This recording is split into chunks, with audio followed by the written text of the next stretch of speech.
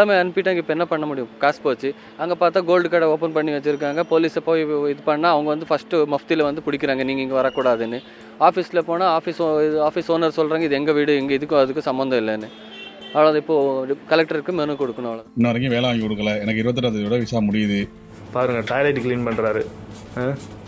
இந்த வீடியோ வந்து எல்லாருக்கும் நீங்கள் வந்து அனுப்பிவிட்டு யாரும் அவங்க முடியாமல் இனிமேல் வரமாட்டா இருந்தால் வர வேண்டாம்னு சொல்லிடுங்க.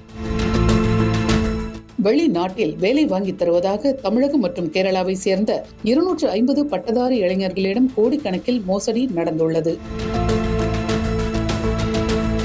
சமூக வலைதளங்களில் வந்த விளம்பரங்களை நம்பி மதுரை SS காலனியில் உள்ள ஒரு தனியார் ஏஜென்சியிடம் மதுரை, தூத்துக்குடி, திருநெல்வேலி உள்ளிட்ட மாவட்டங்களிலிருந்தும் கேரளாவில் இருந்தும் 250க்கும் அதிகமான இளைஞர்கள் விண்ணப்பித்துள்ளனர். அதன் நிர்வாகிகள் ரஷ்யாவில் வேலை வாங்கி தருவதாகவும் அதற்கு 4 லட்சம் ரூபாய் செலுத்த வேண்டும் என்றும் கூறியுள்ளனர். இதைத் தொடர்ந்து நூற்றுக்கணக்கான இளைஞர்கள் பல்வேறு தவணைகளில் 4 லட்சம் ரூபாயுடன் பாஸ்போர்ட்டையும் தனியார் நிர்வாகிகளிடம் வழங்கியுள்ளனர். 250 பேர் இருக்காங்க. எல்லாரும் ஆஃபீஸில் போய் பேசணும். அவங்க எல்லாரோட பாஸ்போர்ட் அங்கே எல்லாம் காட்டினாங்க. ஸோ நான் நினச்சேன் இவ்வளோ பேர் நம்பியிருக்காங்களே, இங்கே இருக்கிறவங்க லோக்கலில் இருப்பாங்க. ஸோ நான் நம்பணும். என்ன மாதிரி கேரளாலேருந்து ஆளுங்க வந்திருக்காங்க. சென்னையில் ஒருத்தர் அப்ரோச் பண்ணால் அவனும் இங்கே போட்டிருக்காங்க. எல்லாமே அனுப்பிட்டாங்க. இப்போ என்ன பண்ண முடியும்? காசு போச்சு. அங்கே பார்த்தா கோல்டு கடை ஓப்பன் பண்ணி வச்சுருக்காங்க. போலீஸை போய் இது பண்ணால் அவங்க வந்து ஃபஸ்ட்டு மஃப்தியில் வந்து பிடிக்கிறாங்க, நீங்கள் இங்கே வரக்கூடாதுன்னு.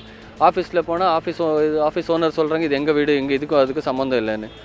அவ்வளோ இப்போது கலெக்டருக்கு மெனு கொடுக்கணும். ஆனால் அவர்கள் கூறியபடி வெளிநாட்டு வேலைக்கு ஏற்பாடு செய்யவில்லை.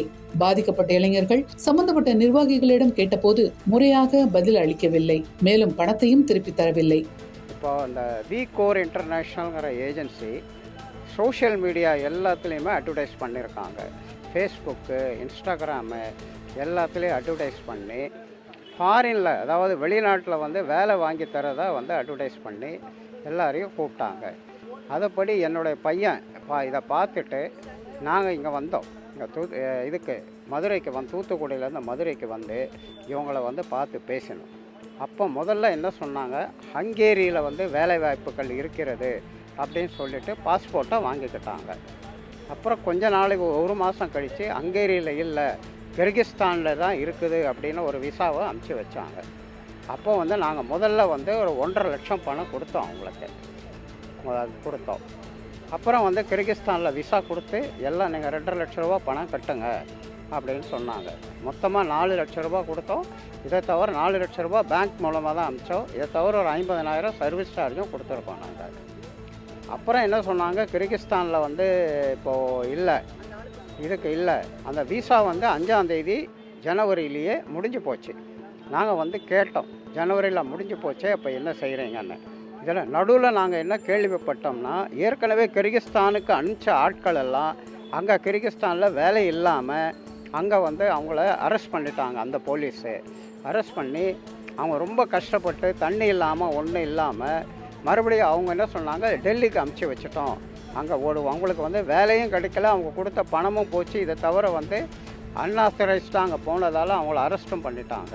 இதனால் அதிர்ச்சி அடைந்த 250க்கும் அதிகமான இளைஞர்கள் மதுரை மாவட்ட ஆட்சியர் அலுவலகத்தில் குவிந்து புகார் அளித்தனர். இதே ஏஜென்சியை நம்பி பணம் முதலீடு செய்து வெளிநாட்டுக்கு அனுப்பி வைக்கப்பட்ட இளைஞர்கள் ரஷ்யாவில் தற்போது செய்வதறியாமல் சிக்கி தவிப்பதாகவும், சிலர் இவர்கள் சொன்ன வேலைக்கு பதிலாக அங்கே கழிவறையை சுத்தம் செய்யும் பணிகளில் வலுக்கட்டாயமாக ஈடுபடுத்தப்பட்டிருப்பதாகவும் தகவல் தெரிவிக்கிறார்கள். வெளிநாட்டில் வேலை என்ற கனவுகளுடன் இருந்தவர்கள் பணத்தையும் பாஸ்போர்ட்டையும் இழந்து தவிக்கிறார்கள். இதுகுறித்து உரிய நடவடிக்கை எடுக்கப்பட வேண்டும் என்று பாதிக்கப்பட்ட இளைஞர்கள் கோரிக்கை விடுத்துள்ளனர். இது மட்டும் வந்து மதுரை விகோர் மூலமாக தான் நாங்கள் இங்கே ரஷ்யா வந்து இதோட ஒரு 15 நாள் ஆகிட்டு வேலை வாங்கி தரேன்னு வரைக்கும் வேலை வாங்கி கொடுக்கல. அல்மட்டிங்கிற ஒரு கண்ட்ரியில் மட்டுமே ஒரு 9 நாள் தங்கியிருந்திருக்கோம்.